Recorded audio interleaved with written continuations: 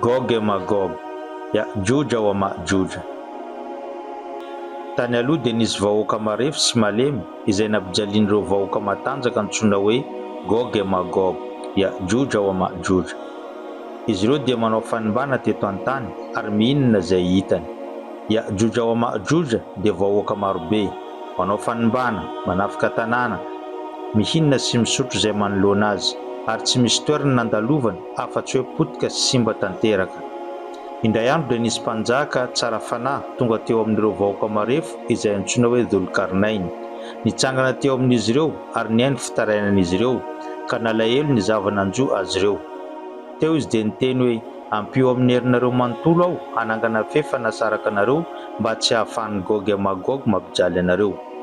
Teo dia nanangona ny vy sy ny vato izy ireo ary nanomboka nanangana fefy lehibe teo anelanelan'ny tendrombohitra roa.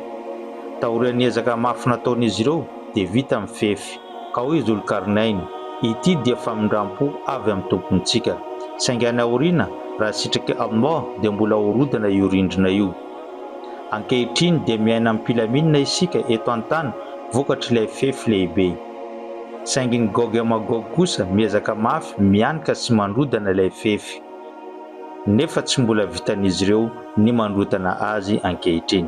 Noho izany misaorany Zanahary fa mbola miaina amin'ny pilaminina tsy mbola rodana ilay fefy, saingy mialoha kely ny farahandro dia ho vaky io rindrina io ary hiparitaka maneran-tany ny Gog Et Magog. Raha nahaliana anao video dia aparitao betsaka any amin'ny hafa.